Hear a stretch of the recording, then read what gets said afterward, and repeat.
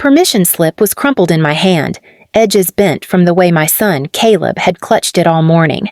He was only 8, but he'd been buzzing with excitement about the school trip to the History Museum all week. He'd told me about the dinosaur fossils, the planetarium, the bus ride with his classmates. To him, it wasn't just a trip. It was a dream. "Mama," he whispered as we walked into the kitchen, "today's the last day. I have to turn it in with the $5. His voice was soft, hopeful, like he was afraid the world might crush his excitement if he spoke too loudly. Please subscribe to our channel and tell us in comments from where are you watching this video. Dad was at the table, coffee steaming in front of him, newspaper spread out like he was king of the house. Mom stood by the stove, frying bacon just for my sister's kids. Thick slices, the smell filling the air, while Caleb's plate sat empty except for a half piece of cold toast. I swallowed hard and cleared my throat. "Dad, Caleb has a school trip coming up. He needs $5 to go. It's important to him." Dad didn't look up at first. He turned to the page of his newspaper, smirking as though I'd just asked for a fortune. Finally, he set the paper down and leaned back in his chair. $5, huh? For him? His eyes flicked to Caleb like he wasn't even a real person, just some burden at the edge of the table. Caleb shifted in his seat, clutching the slip tighter.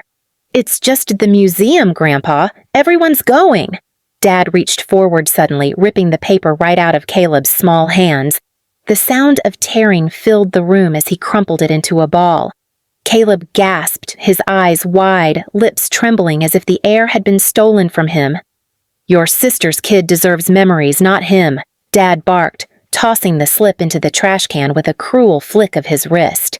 My sister Jenna, who had just walked in with her perfect hair and her perfect smirk, laughed as she poured herself orange juice. "He's right. My Emily needs that kind of thing. She actually matters." "Caleb? What does he need a museum for?" "Trash doesn't need fossils. He already lives like one."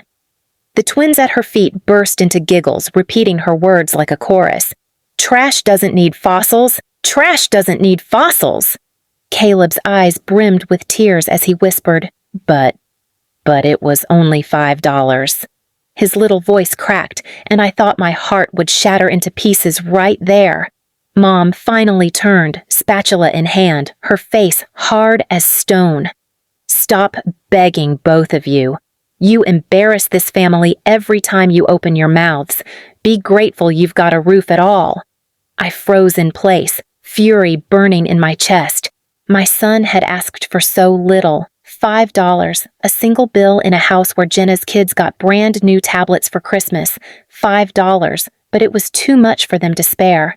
Caleb pushed his chair back quietly, trying not to make a sound, but the scrape on the floor seemed to echo. He slipped out of the kitchen, shoulders hunched, his small body heavy with the defeat.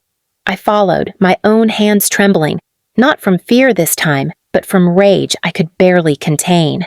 Upstairs, he sat on his bed, his little backpack open, the space where the permission slip should have gone sitting empty. "It's okay, Mama," he whispered, forcing a smile that didn't reach his eyes. "I'll just stay behind. They'll forget about me anyway." "No," I said, kneeling in front of him, gripping his hands tightly. "They don't get to decide that. They don't get to tell you who you are." But even as I said it, my mind flashed with Dad's words.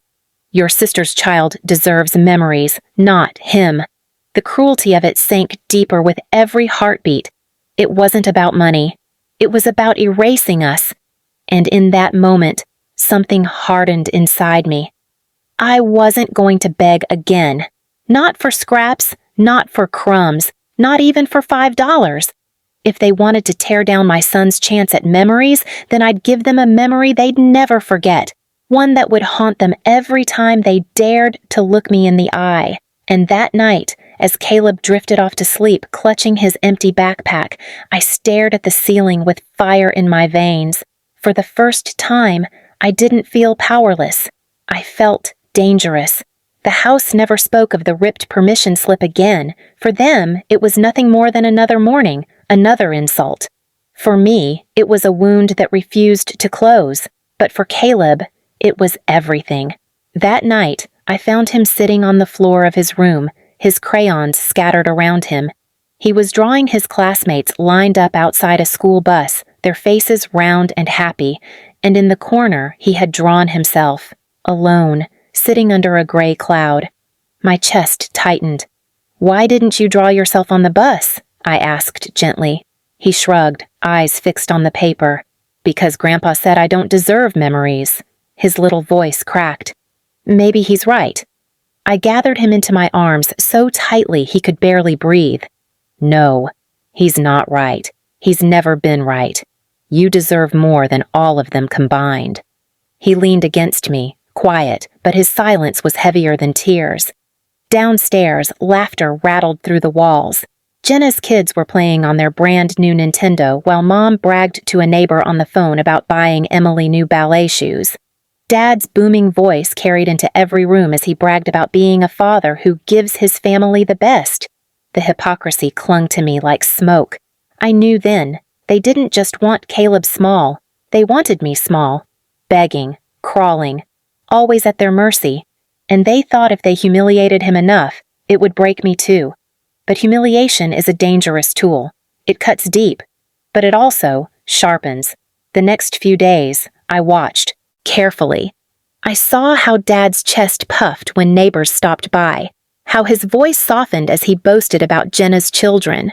I saw how Mom's eyes darted nervously if church friends even hinted at cracks in her perfect mother image.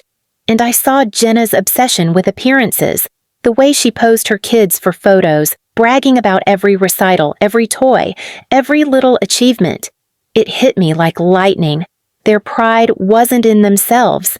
It was in how the world saw them. And pride that fragile? That's exactly where it breaks. So I started laying my groundwork. Not loud, not obvious. Quietly, like the steady drip of water hollowing out stone. At school, I spoke to Caleb's teacher. I didn't tell her everything, not yet, but I let small truths slip. "He's been discouraged," I said softly.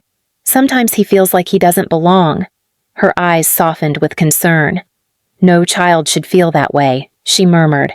At the grocery store, when neighbors asked how things were, I didn't smile and pretend anymore. I let my silences linger, let my eyes drop just long enough for them to notice. When they pressed, I said only, "It's hard when some children are treated like treasures and others like trash." Then I'd change the subject. It didn't take long. Whispers spread faster than wildfire in this town, and every whisper was another crack in the perfect facade my parents worshipped. At home, I let them believe I was still broken. I cleared dishes without complaint. I kept my head down. I said nothing when Mom accidentally left Caleb out of dinner prayers, or when Jenna sneered that he was lucky just to sit at the same table as real kids. But inside, I was coiling tighter and tighter, waiting for the right moment to strike. It came sooner than I thought. Mom announced we'd be hosting a family dinner for some important neighbors and members of her church. "I want them to see what a strong family looks like," she said proudly. Dad puffed up. "Finally, people will see what kind of father I am, raising successful children." His eyes skipped right over me and landed on Jenna. "She's proof of that," Jenna beamed. "Don't worry, I'll bring photos of Emily's recital. Everyone should see her talent." That night, after everyone went to bed, I sat in the dark with Caleb curled beside me, asleep. I stared at the moon through the window and whispered, "They're going to learn. Not just for me. For you. They're going to learn what happens when you rip away a child's chance at memories." My plan took shape. Not violence, not shouting. Something deeper. Something they'd never recover from. If they thought $5 was too much for my son's memories, then I was going to turn their most precious memories, the ones they clung to, the ones they bragged about, into ashes right in front of them. And when I was done, they wouldn't just lose their pride. They would lose every last ounce of the image they cared about more than their own blood. The night of the dinner came. The house glowed like it had never belonged to me. Polished wood floors, the scent of garlic bread in the oven, candles set at every corner of the long table. Mom fluttered about with her best apron tied tight, her smile fixed like plaster. Dad sat at the head of the table, chest puffed, waiting for his audience. Jenna swanned in, phone already in her hand, her children dressed like they were models in a catalog. Caleb sat next to me at the far corner. His eyes flickered to the feast being set, then to his own empty plate. He whispered, "It's okay, Mama. I'm not hungry." But I saw the lie in his eyes and I squeezed his hand. Tonight, he wouldn't go hungry. Neighbors trickled in, church friends behind them. They greeted warmly, congratulating Mom and Dad on their beautiful family. Dad basked in it, raising his glass before the food was even served. "To family," he boomed. "To the pride of raising children worth remembering." My teeth clenched. Worth remembering. Always them, never Caleb. Dinner began, plates were passed. Jenna boasted about Emily's ballet recital, flipping her phone to show blurry videos, laughing as the guests clapped politely. Dad bragged about how hard he'd worked to provide everything his family needed. Mom nodded sweetly, filling glasses, smiling like a saint. And then it was my turn. I stood, slowly, drawing every eye. "I brought something too," I said, setting a large box on the table. Mom's eyes narrowed instantly. "What are you doing?" she hissed. I ignored her. "Since we're celebrating family, I thought it was time to share some memories of my own." Whispers rustled through the guests. Dad chuckled nervously. "Don't embarrass yourself." I opened the box. Inside weren't photos of smiles or recitals. Instead, I pulled out Caleb's crumpled permission slip, flattened now but still wrinkled from Dad's fist. "This," I said, holding it high, "is what $5 looked like to my son, a memory he was told he didn't deserve." Gasps rippled through the room. Caleb's eyes widened, his small fists clenched in his lap. Before Mom could cut me off, I set down the next item. Caleb's torn sneakers, the soles split clean through. "These are the shoes he wears while your golden grandchildren walk in brand new ones every season," neighbors murmured. Church friends exchanged uneasy glances. I wasn't done. I pulled out Caleb's empty lunchbox, battered and dented. This is what he carried to school while Jenna's kids had meals packed like banquets. And when I begged for help, do you know what my father said? I turned, locking eyes with him. My voice dropped to a cutting whisper. He said, "Your sister's child deserves memories, not him." Silence. Thick, suffocating silence.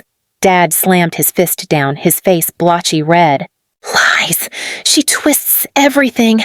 But Caleb's small voice cut through, trembling but clear.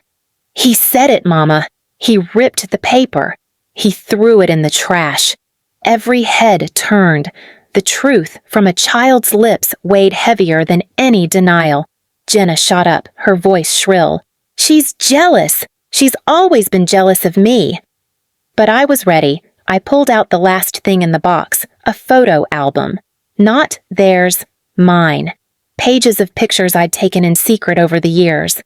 Caleb sitting alone at the table while Jenna's kids ate full plates. Caleb in hand-me-down clothes while Emily twirled in new dresses. Caleb drawing dinosaurs on scrap paper while their toys piled high. I turned the album around, slamming it open in front of the guests. "You talk about memories? Look at these. Look at the ones you erased." The guests stared, horror dawning on their faces. Mom's perfect mask cracked as her church friends recoiled. One muttered, "How could you?" Dad tried to roar over the noise, but his voice cracked. "You don't understand. She was always nothing, a mistake. I stepped closer, slamming the crumpled permission slip down in front of him. "Nothing? You stomped on my son's chance at happiness because you think he's nothing? Look around you, Dad. The only nothing here is the respect you just lost." The room erupted. Neighbors whispered furiously. Mom's church friends stood from their seats, shaking their heads in disgust. Jenna tried to snatch the photo album, but one of the women pulled it back, glaring at her. Enough. And then it happened. Dad's chest heaved, his face drained. The weight of the stairs broke him. His knees gave out and he fell, collapsing in front of me. His hands trembled against the floor, his eyes darting up to mine with something I had never seen before. Fear. Shame. Desperation. "Stop," he choked out, his voice hoarse. "Please, stop." The same man who had ripped the paper from Caleb's hands now shook at my feet. Caleb watched, his small body pressed against my side. His eyes were wide, but this time not with pain, with understanding. I leaned down just enough for Dad to hear.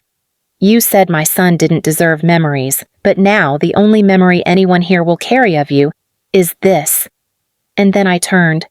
I took Caleb's hand, lifted his small backpack onto his shoulders, and walked out the door.